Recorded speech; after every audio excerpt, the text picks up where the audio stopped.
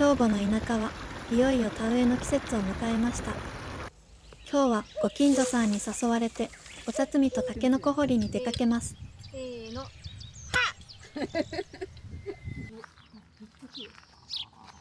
焦げて砕けた朝食から始まる我が家のありふれた休日の記録です。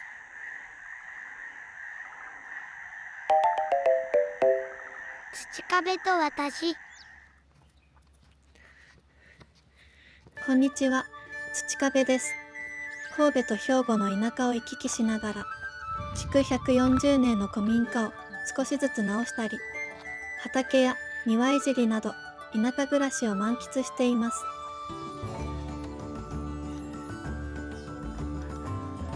待ちに待ったゴールデンウィークです。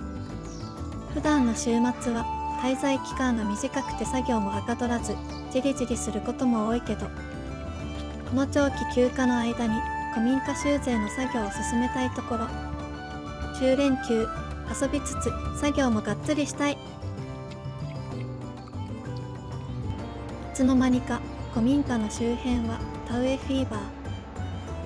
カラカラに乾いていた田んぼに水が満たされていきます。うちのお隣の田んぼは水がたまるのに5日かかっていました。春の一大イベントって感じ。鏡のようになった水面を見ていると、いよいよ田植えの本番。ほんまに巻いてるね。すごい。我が家の野菜たちもすくすくと育っています。この無限に生えてくるパセリ、そろそろ収穫しないと。ガーリックパセリバターを作りたいな。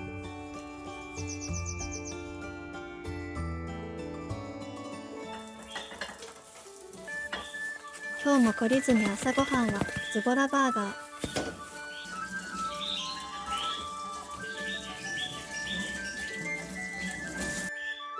ベトナムの調味料で辛口スパイシーに仕上げていこうかな。この調味料はベトナムに行った時に30円くらいで買いました。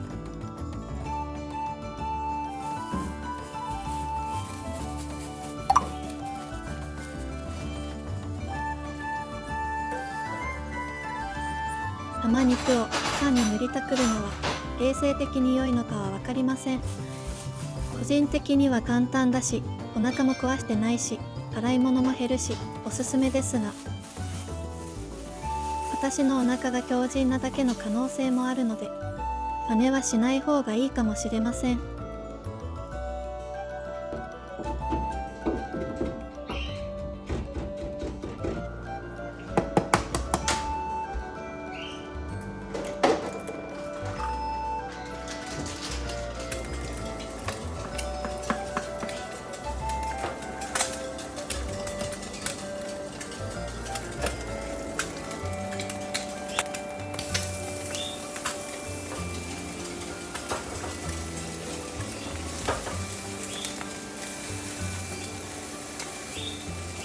今日の朝ごはんは失敗の予感がします。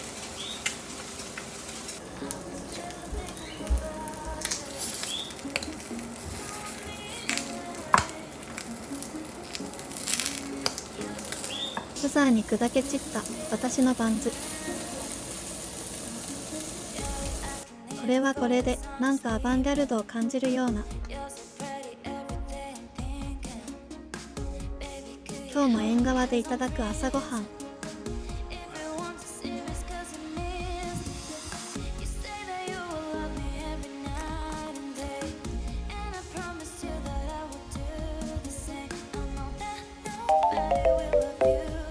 土壁と私。ご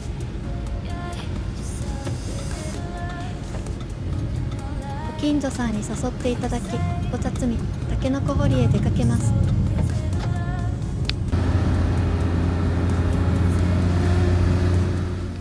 山の中に自生するお茶は人の手が加わらず自然のまま育つため、ミネラルが豊富で力強い味わいが特徴なんだって。この一番これはいらないから、この上ここら辺を置いて、そう。ポシェットをちょっと。違うやろ。うんこれだってもう野生化になってるからね。この丸くなってないんだよ。緑のお茶になる。グリーンティー。この日は一瞬から数えて88日目の日。88夜に摘まれる新茶は不老長寿の縁起物とされているんだって。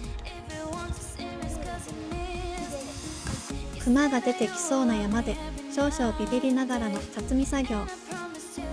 この辺は大丈夫なはず。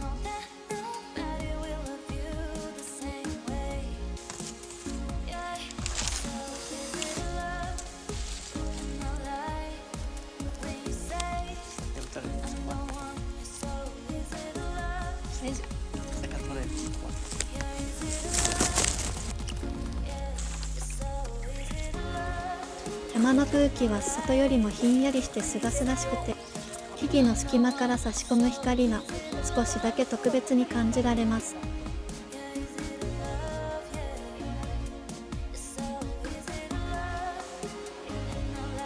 初めてのお茶摘み30分の成果。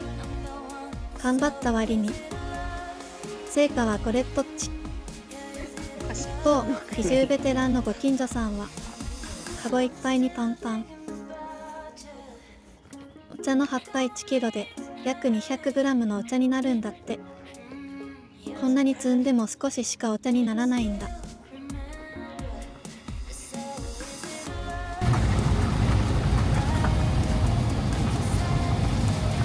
お茶摘みの次はタケノコ掘りへ。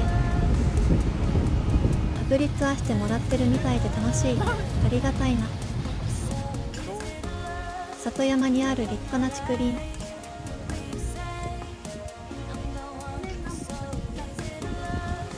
この竹林から大量のタケノコが掘り出されました。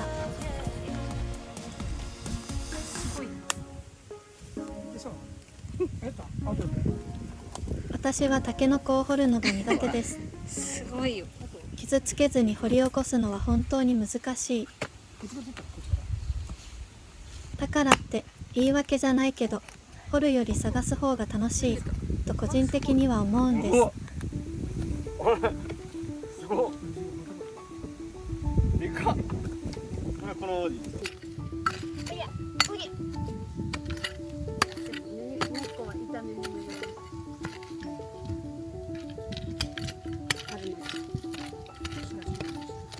市販で売ってるやつってこのスパッて切るんですか？切って出すんですか？このままですか？ああ、なるほど。取り方がうまいんですね。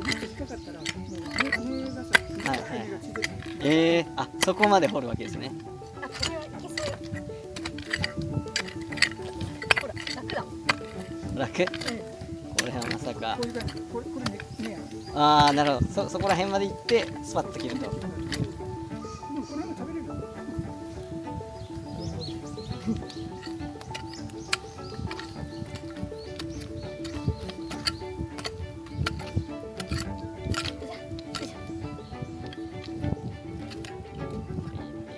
もうちょい行った方がいいです。あ、オッケー。オッケー。行くぜ。もっと上に行って力が入るように。これ？教えを乞いながら掘っていきますが、やっぱり難しい。せーの。は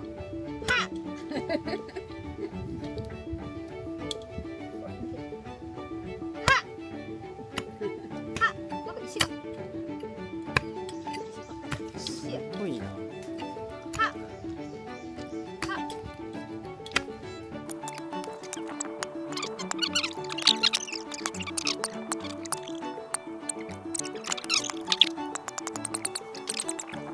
すごい。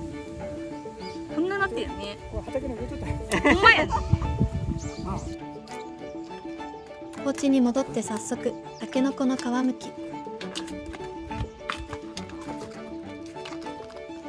を剥くたびに水が滴るほどみずみずしいタケノコ。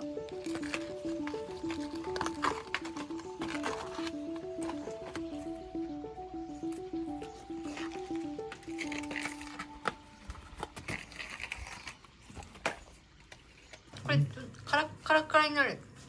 いや、水分が出てくるんよ。よく洗い、水を切った茶葉をフライパンで熱していきます。この後、お茶を揉み、乾かし、また揉む。この作業を7回から8回ほど繰り返し、お茶が出来上がるんだって。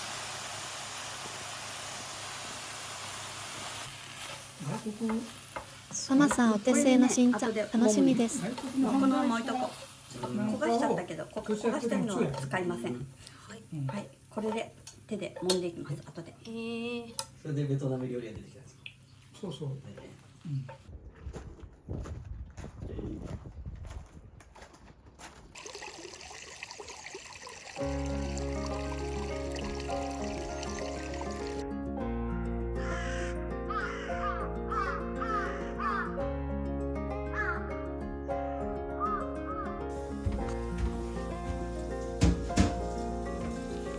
せっかくだからお茶とたけのこの打ち上げをしよう。今日は我が家でガーデン焼き鳥パーティー。ベトナムのサンドイッチバインミーです。